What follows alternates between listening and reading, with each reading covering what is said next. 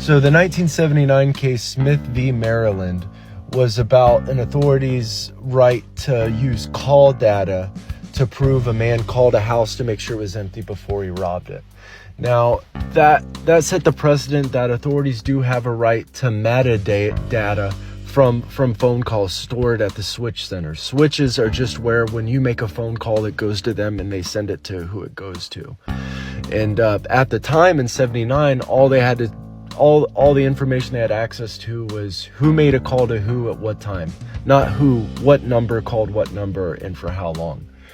Now, in the 80s, telephones changed. It used to be you talked into a tarp next to an electric coil and it would send your voice analog, the actual frequencies through a line, basically 2 cups in a string. So in the 80s, they switched to digital voice. So you would talk, it would pick up those frequencies and convert those frequencies to zeros and ones from a table of sounds, and it would recreate your voice into a digital one.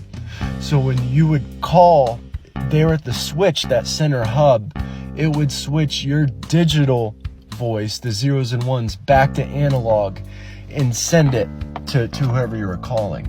That is considered metadata. So at these switches, it is stored the zeros and ones and the process of changing your voice from digital back to analog.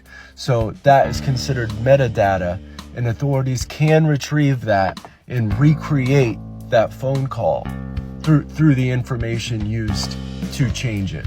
That's the whole reason why it switched to that. The Patriot Act was basically them saying, yes, we have complete access to the metadata and we can recreate any phone call you make. And they're also stored. And these telephone providers, I believe they're just getting paid weekly, just so the government has rights to it.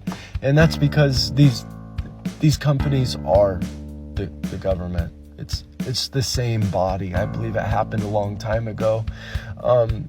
Both communism and capitalism both ended monopolies, and that's what we're witnessing today. Oh, also, Europe, they have rights to a user's data in the country, so that you have to consent to it.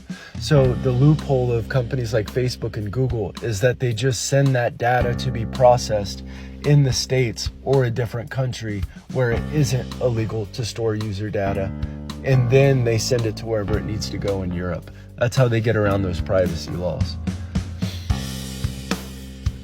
Oh, good day.